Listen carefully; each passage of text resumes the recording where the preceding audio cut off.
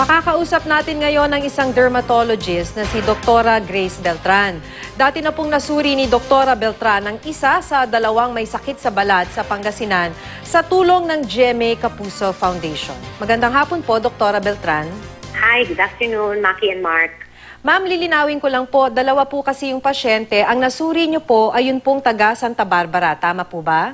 Oo, si Clasara yung nasuri ko. Opo. So, nung nasuri niyo po yung pasyente na may sakit nga po sa balat, ano po ba yung initial findings ninyo? Ang initial findings ko, akala ko blistering disease, no? Ito yung mga meron siyang presentasyon na parang chicken pox, yung nagtutubig, mga bula, blister, ganon. So, ang ginawa ko, diniagnose ko, pero ang lumabas dun sa unang biopsy ko siya nung una, ang unang lumabas sa biopsy ay vasculitis. Okay. Tapos, tinreat ko siya, actually gumaling na halos yan, nawala lahat ng sugat, nawala lahat ng mga yung mga matitigas sa balat niya, pero may lumalabas pa rin ng pakonti-konti ng mga blister at saka yung mga nagnanana na mga blister. Yun ang kaya ang ginawa ko, binayopsy ko for the second time around. Ang lumabas sa second biopsy, talagang confirmed na autoimmune disease, no? So it is an autoimmune disease called pyoderma gangrenosum. Okay? Ang pyoderma gangrenosum ay mahirap gamutin kasi parang pagka tinatanggal mo yung gamot, bumabalik na naman siya pa isa-isa, pa dalawa-dalawa, kaya parang matagalan ang gamutan ng pyoderma gangrenosum.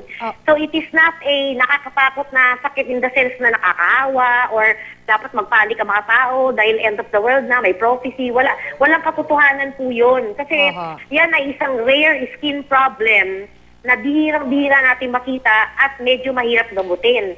Pero nagagamot naman. Kasi ang pyoderma gangrenosum ay maaring related sa internal problem, no? Like for example, inflammatory bowel disease, yung mga Crohn's disease, mga gano'n, no? Tapos pwede rin siyang maging related sa cancer ng dugo, kagaya ng leukemia, lymphoma. Pwede rin siyang maging related sa rheumatoid arthritis or any connective tissue disease. Okay. Kaya actually, kasi si Clasara, medyo nagtampo yung pasyente, kaya hindi pa tapos yung gamutan, medyo hindi na siya bumalik, hindi na nagpakita. Pero before I left her, after the last time I saw her, maganda na talaga yung halos yung balat niya. From bedridden to walking, na nagwawalis na nga, nakakagawa na ng mga gawain sa bahay. Kaya lang, bigla siyang nawala. Kasi nga, nagtampo yung batang yun ewan ko ba matatampuin kasi yun. Anyway, yun. Pero definitely, it's not a disease na may lumalabas na uod, may lumalabas na langgam. Hindi totoo po yun. Wala pong it is an autoimmune skin problem. Doktora, lilinawin ko lang no? So, I'm not very familiar with the scientific terms, pero ang pagkakasabi po kasi ng health office, leprosy daw po. Hindi po yun, kasi ganito yan. Bago yan dumating sa akin, naka 8 months na ng treatment ng leprosy. At sabi nga nung bata na talaga daw, hindi naman siya binayopsy nung unang doktor na tumingin sa kanya, basta binigyan na lang siya ng gamot at pinainom sa kanya ng 8 months. Tapos bumalik siya uli doon sa doktor kahit na gumagrabe na siya kasi naglabasan na lahat yung mga sugat, mga bukol, mga blister, mga nana. Pinatuloy pa din sa kanya yung treatment kasi akala nila in reaction. Kasi there is such thing as leprosy in reaction. Okay?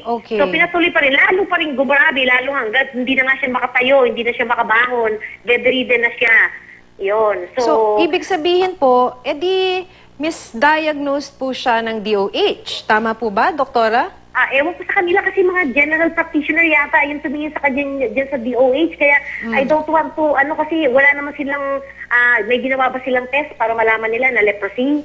Yan ang tanong natin. Una-una. Kasi ako 2 test ang ginawa ko dyan. Actually, mayroon pang test na dapat isusunod. Kaya lang nawala na yung pasyente, kaya hindi na natin nagawa.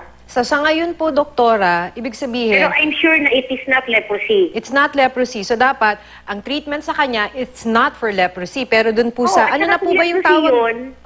Sabi niyo, mababa ang immune system, kaya nag-leprosy. Hindi nga binigyan ko nga siyang immunosuppressive Nung binigyan ko ng immunosuppressive, doon pa lang siya gumaling.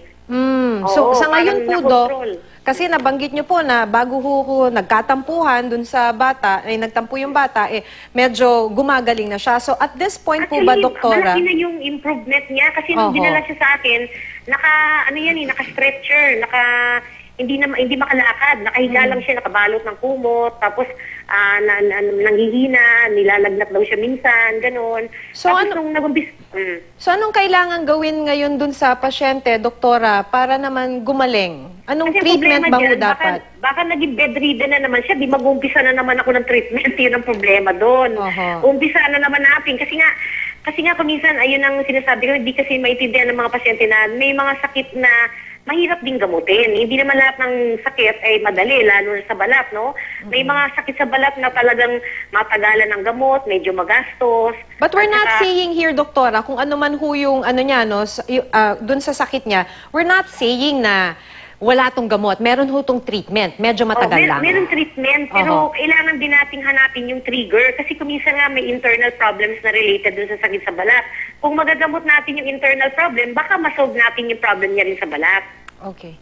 O, sige po, marami pong salamat sa inyong oras, Doktora Grace Beltran.